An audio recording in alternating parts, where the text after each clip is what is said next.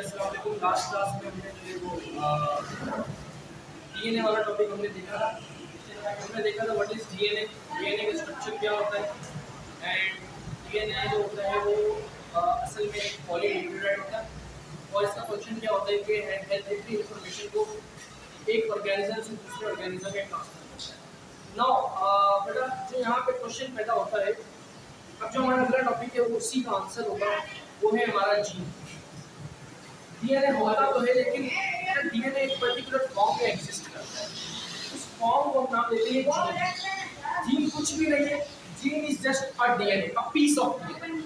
मतलब DNA basically तो हमारी बॉडी में, पूरी बॉडी में पाया जाता है, हर एक सेल में पाया जाता है, but if you talk about a particular piece of DNA that is what we call as gene. मतलब जीन क्या है? एक फॉर्म ऑफ डीएनए, एक पीस ऑफ डीएनए है जो कि हमारे कहाँ पाया जाता है? हमारे सेल के अंदर पाया जाता है। डीएनए जो होता है ना, डीएनए असल में क्या? DNA is a deoxyribonucleic acid. अब ये डीएनए है, इसका एक पर्टिकुलर पीस जो कि प्रोटीन बना सके, इसे हम क्या कहते हैं? उसे हम कहते हैं जीन। तो बेटा जीन की डेफिनेशन ऐसा है क्या? It is basically a form of DNA which carries genetic information from parents to offspring। और यही फंक्शन हमने किसका पढ़ा था? डीएनए का भी पढ़ा था। डीएनए का जीन क्या है? डीएनए की फॉर्म है, उसका मतलब इसका फंक्शन भी वही होगा, हेरिडिटरी इंफॉर्मेशन को पेरेंट से ऑफस्प्रिंग में ट्रांसफर करना। So a single chromosome contains multiple genes. बेटा क्रोमोसोम क्या होता है? क्रोमोसोम आपको पता होना चाहिए, हमारे लिविंग ऑर्गेनिज्म के अंदर जो डीएनए होता है वो 23 पेयर्स ऑफ क्रोमोसोम के अंदर अरेंज होता है। मतलब हर सेल के अंदर 23 पेयर्स ऑफ क्रोमोसोम, इस तरह के क्रोमोसोम होते हैं। क्रोमोसोम क्या होता है? क्रोमोसोम इसके साथ एक और पेयर आएगा तो ये क्या बन जाएंगे? एक पेयर बन जाएगा। इस तरह के टोटल 23 पेयर हमारे एक सेल के अंदर पाए जाते हैं। मतलब अगर ये एक क्रोमोसोम हो गया, इस तरह के बिल्कुल 23 पेयर, मतलब ये पूरा होगा दूसरा पेयर होगा। इस तरह 23 पेयर, टोटल कितने क्रोमोसोम हो गया? 1 2 3 4। अगर 23 पेयर है तो पहले नंबर ऑफ क्रोमोसोम के अंदर 46 क्रोमोसोम एक ह्यूमन बीइंग के अंदर होते हैं। तो हमारे हमारे पूरा क्रोमोसोम बेटे क्रोमोसोम मल्टीपल जीन से होके बना हुआ है। मतलब इसका डबल पार्ट अलग जीन होगा, डबल पार्ट अलग जीन होगा, इस पार्ट सेपरेट जीन, इस पार्ट का सेपरेट जीन, इस तरह से ये पार्ट अलग अलग क्या है? जीन है। मतलब क्रोमोसोम कुछ भी नहीं है। क्रोमोसोम क्या है? क्रोमोसोम असल में मल्टीपल जीन से मिलकर बना हुआ है। जीन क्या है आपको पता है? Gene is a piece of part of DNA.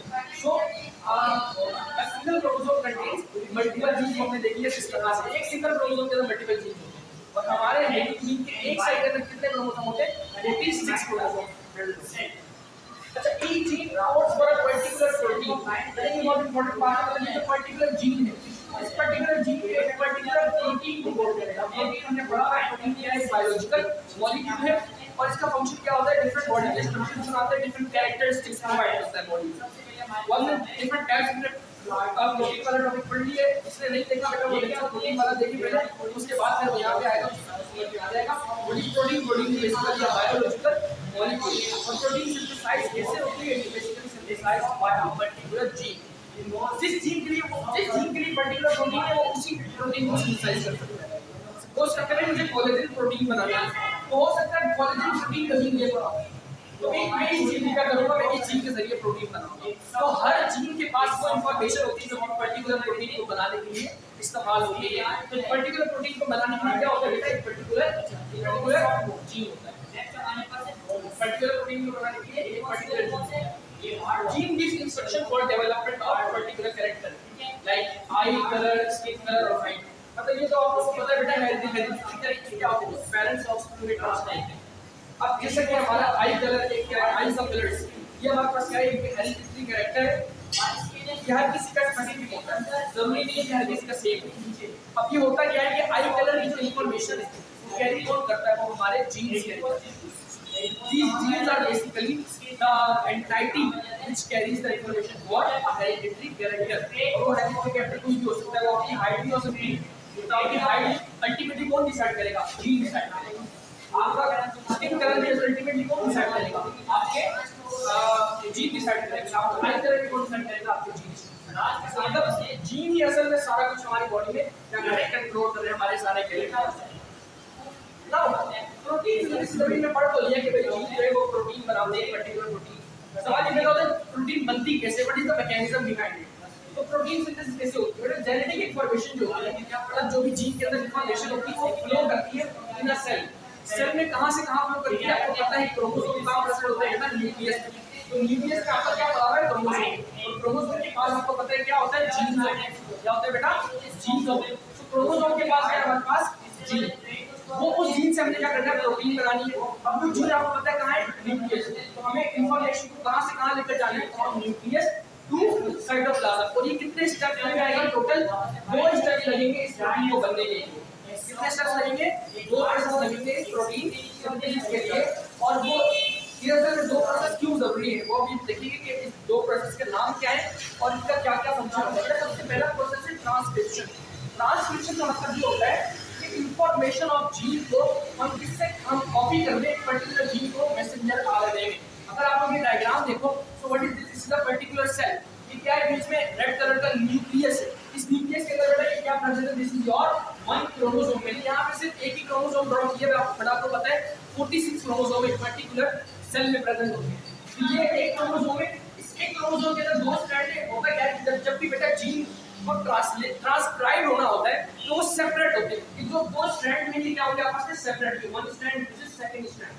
होगा क्या कि इस स्ट्रैंड के पास जो जीन है, हमें उस जीन को क्या करना है? कोड करके प्रोटीन बनाना है। तो ये हमारे पास जीन है, हमें इस जीन को क्या करना है बेटा? उसके जरिए प्रोटीन बनानी है। डायरेक्ट प्रोटीन नहीं बन सकती। पहले इंफॉर्मेशन को हमें कहां से कहां लेकर जाना है? न्यूक्लियस से साइटोप्लाज्म में। व्हाई? सवाल ये पैदा होता है कि हमें न्यूक्लियस से साइटोप्लाज्म में क्यों लेके जाना है बेटा? इस वजह से क्योंकि साइटोप्लाज्म में हमारे पास राइबोसोम है और यही राइबोसोम क्या सिंथेसाइज करेगा? प्रोटीन। तो इसका मतलब ये है कि हमें न्यूक्लियस से कहां जाना है इंफॉर्मेशन को लेकर? साइटोप्लाज्म में। कैसे जाएगा? जो डीएनए है इसके अंदर क्या है हमारे पास? जीन। ये जीन सबसे पहले याद रखना कि ये क्या सिंथेसाइज करेगा? Messenger RNA. नाम से पता चल रहा है it is a messenger RNA, means it carries a message. ये एक मैसेज है खत की फॉर्म में, एक लेटर की फॉर्म में एक मैसेज भेज रहा है साइटोप्लाज्म को कि भाई आपको क्या सिंथेसाइज करना है? आपने प्रोटीन सिंथेसाइज करनी है। ये मैसेंजर आरएनए साइटोप्लाज्म में आएगा। What is this? This messenger RNA. अब क्या होगा? अब यही इंफॉर्मेशन को ट्रांसलेट किया जाएगा। दूसरा प्रोसेस क्या है? Translation. What is transcription? It is the information of gene is copied from particular gene to messenger RNA, which then moves from nucleus to cytoplasm. आपने ट्रांसक्राइब कर लिया, अब कहाँ मूव करवाना है? उस पर्टिकुलर मैसेंजर आरएनए को साइटोप्लाज्म मूव कर गया। अब हमें जाहिर सी बात है ये इंफॉर्मेशन को हमें ट्रांसलेट करना है कि भाई न्यूक्लियस ने क्या इंफॉर्मेशन भेजी है। साइटोप्लाज्म को नहीं पता न्यूक्लियस ने क्या इंफॉर्मेशन भेजी है। जिस तरह से बेटा लेटर्स भेजे जाते हैं एक कंट्री से दूसरे कंट्री में, तो उस कंट्री में अगर उस कंट्री की लैंग्वेज डिफरेंट हो तो आपको एक ट्रांसलेटर की जरूरत पड़ती है। तो यहाँ पे वो ट्रांसलेटर कौन है? जो ट्रांसलेटर इज राइबोसोम। राइबोसोम इस इंफॉर्मेशन को ट्रांसलेट करेगा। वो बताएगा हमारे सेल को कि भाई ये वाली प्रोटीन बनानी है, ये वाले जीन में हमारे पास ये वाला मैसेज भेजा है कि भाई ये प्रोटीन बनाओ और मुझे वो प्रोटीन चाहिए है। ये प्रोटीन जाहिर सी बात है तभी बनेगी जब वो सेल वो रिक्वायरमेंट होगी। मैसेंजर आरएनए जब यहाँ पे गया, अब क्या होगा बेटा? अब ये जो मैसेंजर आरएनए किसके पास जाएगा? हमारे एक ऑर्गेनल होता है सेल के अंदर, उसका नाम क्या है? राइबोसोम। जब ये राइबोसोम के पास जाएगा तो राइबोसोम क्या करेगा? उसकी इंफॉर्मेशन को ट्रैक करेगा, बोलेगा इसने असल में भेजा क्या है। जब उसको पता चल गया अब वो क्या सिंथेसाइज कर लेगा? आपको क्या सिंथेसाइज कर लेगा बेटा? नॉट पर्टिकुलर प्रोटीन या particular protein. So what is translation? In this process, messenger RNA is attached to ribosomes and with the help of tRNA. What is tRNA? It is basically transfer RNA. T का मतलब है transfer RNA and what is rRNA? This is called as ribosomal RNA. तो इन दोनों की मदद से जो है वो प्रोटीन क्या हो जाएगी बेटा? सिंथेसाइज हो जाएगी। Now tRNA और ribosomal RNA है, इसको अभी हम थोड़ी देर में बेटा पढ़ेंगे इंशाल्लाह अगले लेक्चर में। इसकी अपनी फिक्र नहीं करनी, बट ये याद रखना ये हमारे पास ये ऊपर वाला जो आपको नजर आ रहा है ये वाला स्ट्रक्चर, इसको हम क्या कहते हैं बेटा? ट्रांसफर आरएनए या टीआरएनए। बस ये याद रखना कि राइबोसोम्स के अंदर प्रेजेंट होता है आरआरएनए, इसको हम कहते हैं राइबोसोमल आरएनए। आरआरएनए तभी इसका नाम क्या है? Ribosomal RNA. और राइबोसोमल आरएनए के ऊपर क्या लगा हुआ होगा? टीआरएनए। याद रखना कि हमेशा नहीं लगा हुआ होगा। जब प्रोटीन सिंथेसाइज करनी होगी राइबोसोम किसको बुला लेगा? राइबोसोम बुलाएगा ट्रांसफर आरएनए को, बुलाएगा और कहेगा कि भाई हमारे पास मैसेज आया है मेरी मदद करो। तो टीआरएनए आके क्या बोलेगा? मेरे पास राइबोसोम भी है, tRNA भी है, तो क्या होगा बेटा, वो जो मैसेज होगा वो क्या हो जाएगा, translate into protein. This is basically a basic process of protein synthesis, जिसमें हमने स्टडी किया किस तरह से इंफॉर्मेशन जो है वो न्यूक्लियस से पहले कहाँ जाती है, साइटोप्लाज्म में, और फिर वो उस इंफॉर्मेशन को किस तरह से ट्रांसलेट किया जाता है इनटू अ पर्टिकुलर प्रोटीन। याद रखना बेटा, अभी हमने यहाँ पढ़ा जीन एक पर्टिकुलर प्रोटीन के लिए होता है, तो ऐसा नहीं हो सकता कि इंफॉर्मेशन अगर कोलेजन की भेजी हो तो केराटिन प्रोटीन से मिसाइड होगी, वरना जाहिर सी बात है अगर आपने पूरा मेटाबॉलिज्म ही डिस्टर्ब कर दिया तो बेटा इस तरह सेल चल ही नहीं सकता। सेल के लिए जरूरी है कि सेल के सर्वाइवल के लिए जरूरी है कि सेल क्या हो, एक पर्टिकुलर रिदम में चले। अगर न्यूक्लियस से इंफॉर्मेशन कोलेजन प्रोटीन की आई है तो प्रोटीन भी कौन से सिंथेसाइज होगी, collagen protein. Can't be possible कि कोलेजन से का मैसेज कोलेजन का आ रहा है लेकिन राइबोसोम समझ जाए कि केराटिन है, no, it can not be possible. So collagen अगर है तो कोलेजन ही synthesize. This is basically a basic process of protein synthesis. इंशाल्लाह नेक्स्ट लेक्चर में हम पढ़ेंगे कि किस तरह से डिफरेंट टाइप्स ऑफ आरएनए आपस में इंटीग्रेट करते हैं और एक पूरी प्रोटीन बनाते हैं। सो बेटा हमने ये देख लिया कि किस तरह से जो है हमारे पास जीन किस तरह से प्रोटीन सिंथेसाइज करता है, किस तरह से करता है। दो प्रोसेस होते हैं, ट्रांसक्रिप्शन एंड ट्रांसलेशन। ट्रांसक्रिप्शन में क्या होता है कि जीन से मैसेंजर आरएनए बनता है एंड देन मैसेंजर आरएनए को ट्रांसलेट किया जाता है इनटू अ पर्टिकुलर प्रोटीन, और वो कहाँ पे होता है, आपके साइटोप्लाज्म में। अब सवाल ये पैदा होता है, जो हमने आरएनए से स्टडी किए, different messenger RNA, tRNA, ribosomal RNA, what are basically these RNA. सबसे पहले आरएनए क्या होता है, RNA stands for ribonucleic acid, and ribonucleic acid इसका मतलब इसका ये किस चीज का पॉलीमर है, it is basically a polymer of ribonucleotide, basically a polymer of ribonucleotide. The nucleotide combined to form a nucleic acid, so it is a polymer of ribonucleotide. Ribonucleotide contains a ribose sugar. बेटा एक बात हमें पता है, nucleotide में तीन चीजें होती है, sugar, it should be a ribose, yeah, and a phosphate group. The third one is your nitrogenous base. It is a ribonucleic acid. So उसमें न्यूक्लियोटाइड कौन सा होगा, राइबोन्यूक्लियोटाइड, और अगर न्यूक्लियोटाइड राइबोन्यूक्लियोटाइड आपको पता है शुगर कौन सा होगा, राइबोस शुगर, और ग्रुप कौन सा होगा, फॉस्फेट ग्रुप तो होगा ही होगा। और नाइट्रोजनस बेस में हमारे पास adenine, guanine and cytosine and the fourth one is uracil. याद करो डीएनए में एक चेंज था, उसमें थाइमिन था, यहाँ पे हमने थाइमिन को डाल के क्या लगा दिया, uracil. This is basically a difference between DNA and RNA. RNA helps in protein synthesis और डीएनए का फंक्शन क्या होता था, it helps in the transfer of genetic information from parents to offspring. RNA क्या करता है, प्रोटीन सिंथेसिस में help करता है, हमें पता है। इसकी फर्स्ट टाइप है मैसेंजर आरएनए, नाम से पता चल रहा है कि ये क्या करेगा, मैसेज को एक जगह से दूसरी जगह पहुंचाएगा। It consist of basically a single strand. Single strand का मतलब क्या होता है, डीएनए कितने स्ट्रैंड मिलके बना होते हैं, ये made up of two strand, इस तरह के स्ट्रैंड होते हैं। बट आरएनए क्या होता है, आरएनए के अंदर से एक सिंगल स्ट्रैंड होता है, basically made up of single strand, contains information in the form of codon. Now what is the codon, इस थोड़ी समझने वाली चीज है, कोडोन क्या होता है। बेटा अगर हम एक मैसेंजर आरएनए का स्ट्रक्चर देखें, इस एक मैसेंजर आरएनए में हमारे पास क्या होता है, डिफरेंट न्यूक्लियोटाइड होते हैं।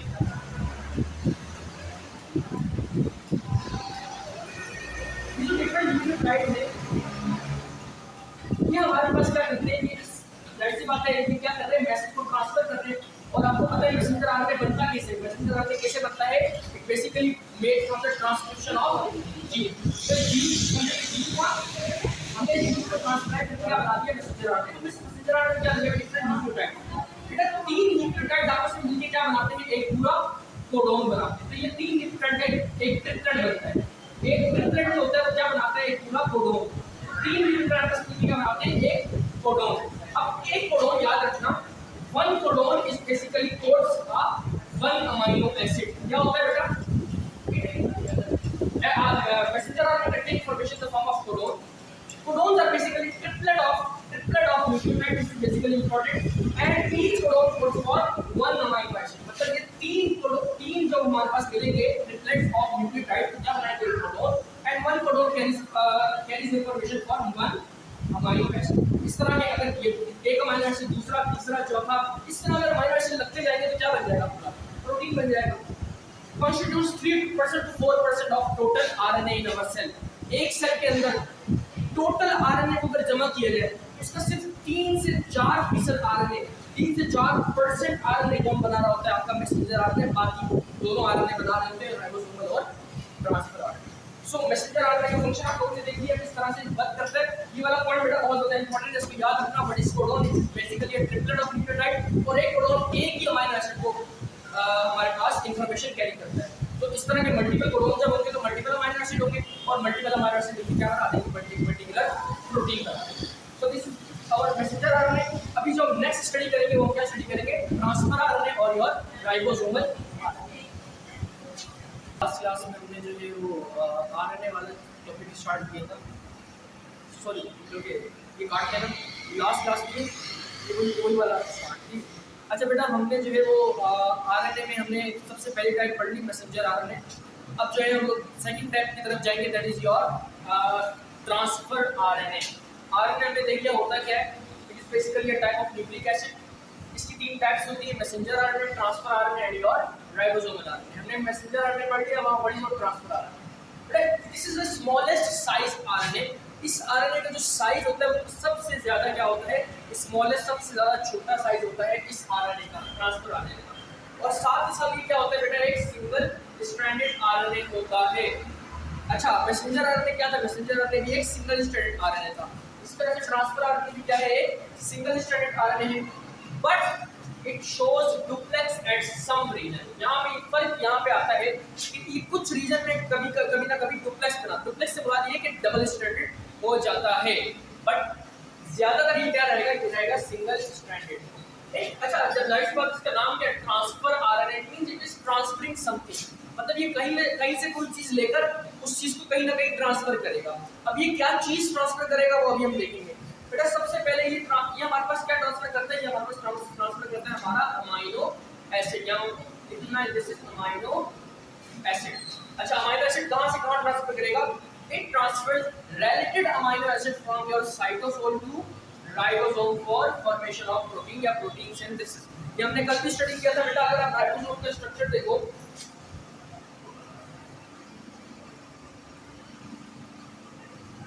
बेटा अगर आप राइबोसोम को देखो तो राइबोसोम जो होते हैं वो हमारे पास किस चीज को रीड कर रहे होते हैं? हमारे मैसेंजर आरएनए को रीड कर रहे होते हैं। मैसेंजर आरएनए का हमने नाम मैसेंजर आरएनए क्यों रखा था? क्योंकि ये क्या कर रहे थे? ये हमारे पास मैसेज को न्यूक्लियस साइटोसोल पे पहुंचा देते। इस मैसेंजर आरएनए को अगर रीड करना है तो ये राइबोसोम अकेला नहीं कर सकता, इसके साथ कौन आएगा बेटा ऊपर? इसके साथ हमारे पास कौन आ जाएगा? हमारे पास हमारा टीआरएनए, जो भी हम लोग डिस्कस करें, दैट इज व्हाट टीआरएनए आ जाएगा। अब ये टीआरएनए क्या करता है? ये टीआरएनए जो यहाँ पे जो भी कोडोन लगा हुआ होता है, सपोज करो यहाँ पे लगा हुआ है, फिर आपको बताया था दरअसल जो मैसेंजर आरएनए होता है वो कोडोन से मिलकर बनता है। कोडोन क्या होता है? ट्रिपलेट ऑफ न्यूक्लियोटाइड, तो तीन न्यूक्लियोटाइड से मिलकर बनता है। सपोज करो यहाँ पे लगा हुआ है A U G C U A C B A U. अभी हम लोग यही कंसीडर करते हैं। अब बेटा मुझे एक बात बताओ, न्यूक्लियोटाइड कैसे बनता है? एक हमारे पास क्या हो जाएगा? Codon, second codon, this is your third codon. अब सपोज करो अभी जो ये ट्रांसफर आरएनए जिसको रीड करेगा वो ये थर्ड कोडोन होगा, साइटोसिन, गुआनिन एंड एडेनिन। अगर इसको रीड करना होगा ना तो इसके पास जो उसके एंटी कोडोन होंगे वो क्या होंगे? अगर यहाँ पे साइटोसिन है तो इसके पास एंटी कोडोन क्या होना चाहिए? इसके पास होना चाहिए गुआनिन। अगर यहाँ गुआनिन है तो उसके पास क्या होना चाहिए? साइटोसिन। और अगर यहाँ एडेनिन है तो उसके पास क्या होना चाहिए? तो जो कोडोन यहाँ पे रीड कर रहा होगा उसका बिल्कुल ऑपोजिट एंटी कोडोन क्या होगा? इस ट्रांसफर आरएनए के पास होगा। अब ट्रांसफर आरएनए ऐसा है जिसके पास जीसीक्यू है, उसने इसको देखा कि यहाँ यार ये सीजीके है, इसने रीड कर लिया। अब वो देखेगा कि ये सीजीके, ये जो कोडोन है किस अमीनो एसिड को कोड करता है, वो उस अमीनो एसिड को बुलाएगा और उस अमीनो एसिड को अपने ऊपर लगा लेगा, अपने ऊपर। Now this side is called your acceptor side, वो भी हम स्टडी करेंगे। It's called acceptor arm. इसे एक्सेप्टर आर्म क्यों कहते हैं? क्योंकि क्या एक्सेप्ट करता है? ये आपका अमीनो एसिड एक्सेप्ट करता है। This is your amino acid. ये अमीनो एसिड को एक्सेप्ट करेगा। और ये कैसे एक्सेप्ट करेगा? ये एक्सेप्ट ऐसे करेगा कि सबसे पहले ये देखेगा कि यहाँ पे कोडोन कौन सा लगा है। अगर इसी का कोडोन होगा, मतलब जो इसके पास एंटी कोडोन है, अगर वही वाला कोडोन इसके पास होगा तो वो अपना अमीनो एसिड को बुलाएगा और क्या कर देगा? प्रोटीन के सिंथेसिस के लिए उसको प्रोवाइड करेगा। तो इस तरह चलेगा। अब वो हो रहा क्या है यहाँ पे कि ट्रांसफर करने का क्या रहा है कि transfer related amino acid, related मतलब ये वो वाला अमीनो एसिड जो कि इसके एंटी कोडोन के साथ मैच करेगा। मतलब जो कि ये कोडोन यहाँ पे होगा, वो कोडोन जो अमीनो एसिड के लिए रीड करता है वही वाला अमीनो एसिड अपने साथ लगाएगा। एक बात याद रखना, ये ट्रांसफर रिलेटेड अमीनो एसिड, हर अमीनो एसिड को बेटा यूज कर सकता है from cytosol to ribosome for formation of protein. अच्छा, इसका ये कितना परसेंट आरएनए का, टोटल आरएनए का ये बनाता है 15 से 20% आरएनए किससे मिलके बनता है हमारी बॉडी में, हमारी बॉडी में बन रहा होता है that is your transfer RNA. और मैसेंजर आरएनए कितना बनता है हमने देखा था 3 से 4%, वो बहुत ही कम था, और ये 15 से 20% बन रहा होता है। There are basically 60 types of transfer RNA. How many? 60 types, but 45 are present in your human cell. मतलब हमारे सेल के अंदर 45 टाइप्स ऑफ टीआरएनए होते हैं और ओवरऑल टीआरएनए कितना होता है 60। अब बेटा सवाल ये पैदा होता है कि टाइप से मुराद क्या है, क्या मतलब 45 टाइप्स। मुझे एक बात बताओ, हर टीआरएनए के बेटा अपना एंटी कोडोन होगा, तो इसका मतलब हर टीआरएनए अपना एक अमीनो एसिड कैरी करेगा। तो अब अमीनो एसिड को कैरी करने वाले जो ट्रांसफर आरएनएस हैं, आपको पता है हमारी बॉडी में कितने अमीनो एसिड होते हैं? 20 अमीनो एसिड। उन 20 अमीनो एसिड को कैरी करना किसका काम है? ट्रांसफर आरएनए का। वो अमीनो एसिड प्रोवाइड करेंगे। ट्रांसफर आरएनए कितने होते हैं? टोटल 45 है। 45 ट्रांसफर आरएनएस 20 अमीनो एसिड को कैरी करेंगे। 45 टीआरएनएस 20 अमीनो एसिड्स को कैरी करेंगे। अब हो सकता है कि एक टीआरएनए एक अमीनो एसिड को भी कर सकता है, 2 अमीनो एसिड को भी कर सकता है, 3 को भी कर सकता है, डिपेंड करता है। और कोई हो सकता है कोई सिर्फ एक को ही करे, कोई हो सकता है कोई सिर्फ 2 को ही करे, मतलब डिपेंड करता है टीआरएनए कौन सा है। कुछ ट्रांसफर आरएनए जो होते हैं वो एक अमीनो एसिड को कर सकते हैं अपने साथ कैरी, कुछ amino acid multiple amino acid को भी कैरी कर सकते हैं depending upon its anti codon. Now अब बेटा इसका स्ट्रक्चर किस तरह का होता है? इसका स्ट्रक्चर कुछ इस तरह का होता है कि बेटा इसमें हमारे पास 4 लूप्स या 4 पार्ट्स होते हैं इसके। बेसिकली जो ये आपको हॉरिजॉन्टली आर्म्स नजर आ रहे हैं, ये जो आर्म है इसको आप कहते हैं, इसको कहते हैं टी आर्म, इसको कहते हो डी आर्म। टी आर्म के पास जो ये लूप है, दिस लूप क्या है बेटा? लूप को इसने वापस से टर्न लिया, पहले घुमा और वापस से टर्न ले लिया, इसको कॉल्ड है लूप। तो ये जो लूप है इसको आप क्या कहते हो? Your T loop. और जो आपके टी लूप के बिल्कुल अपोजिट क्या होता है? आपका डी लूप। सो ये लूप्स आ गए टी एंड डी लूप। इसके अलावा बेटा क्या होता है? ऊपर हमारे पास एक्सेप्टर आर्म होता है, योर एक्सेप्टर आर्म, और नीचे क्या होता है? Anti codon arm. Acceptor arm क्या करता है बेटा? अपने क्या एक्सेप्ट क्या कर रहा होता है? ये अमीनो एसिड को एक्सेप्ट कर रहा होता है, दैट इज व्हाई। और एंटी कोडोन आर्म क्या है? एंटी कोडोन आर्म वो है जिसके पास क्या हो? Anti codon. अब इस एंटी कोडोन से सपोज करो इस टीआरएनए के पास जो एंटी कोडोन है वो क्या है? ए यू सी, ये एंटी कोडोन इसके पास है। अब सवाल ये पैदा होता है कि ये क्या है? ये एक टाइप का टीआरएनए। इसी तरह के और भी बहुत सारे क्या होंगे? टीआरएनए। हर टीआरएनए का एंटी कोडोन क्या होगा? डिफरेंट होगा। ये बात याद रखना, हर ट्रांसफर आरएनए का एंटी कोडोन क्या होगा? डिफरेंट होगा।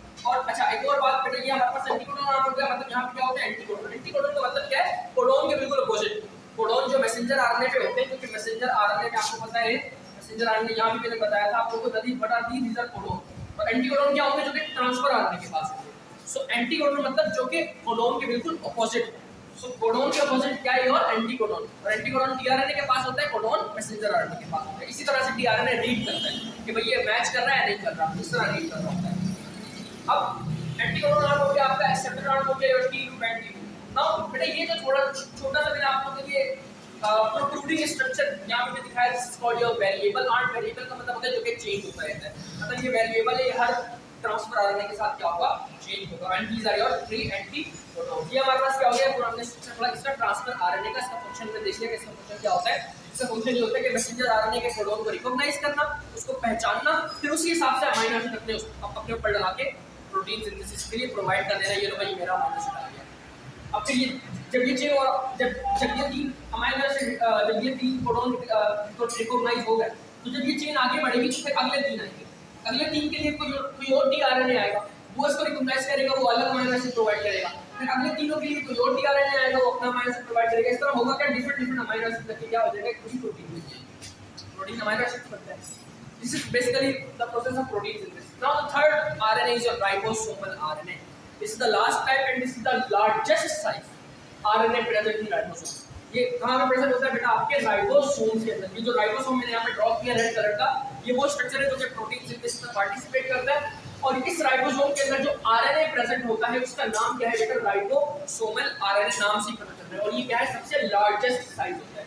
It constitute 80% of total RNA. 80% RNA बेटा हमारे पास किससे मिलकर बन रहा होता है, राइबोसोमल आरएनए से मिलकर बन रहा होता है टोटल आरएनए का। और ये आपको पता है किस प्रोसेस में हमारे पास इन्वॉल्व होता है, और पेप्टाइड लिंकेज। मतलब क्या क्या बना रहा होता है, अमीनो एसिड के दरमियान पेप्टाइड लिंकेज बनाकर उनमें प्रोटीन की सिंथेसिस करवा देता है। देखो मैसेंजर आरएनए क्या करता था, वो मैसेज लेकर आता था। ट्रांसफर आरएनए और राइबोसोमल आरएनए आपस में एक साथ काम करते हैं। राइबोसोमल आरएनए ट्रांसफर आरएनए की मदद से पहले तो एंटीकोडोन के जरिए कोडोन को रिकॉग्नाइज करवाएगा और अमीनो एसिड लाएगा। फिर उसके बाद जो प्रोटीन मतलब जो इनके दरमियान लिंकेज होगी, एक अमीनो एसिड के दरमियान डबल लिंकेज, फिर आगे एक और अमीनो एसिड लगेगा। जो लिंकेज है ये बनाना किसका काम है यार, राइबोसोम का, मतलब राइबोसोमल आरएनए का काम है। तो हर आरएनए का अपना अपना एक फंक्शन है बेटा। यहाँ हमने स्टडी कर लिया किस चीज को, आरएनए को, प्रोटीन सिंथेसिस को, और आरएनए के डिफरेंट टाइप्स को हमने स्टडी किया, और हर टाइप की क्या क्या पार्टिसिपेशन होती है प्रोटीन सिंथेसिस में, वो हमने स्टडी किया। नेक्स्ट क्लास में हम लोग जो है वो इस चैप्टर का लास्ट टॉपिक पढ़ेंगे, that is your conjugated bond.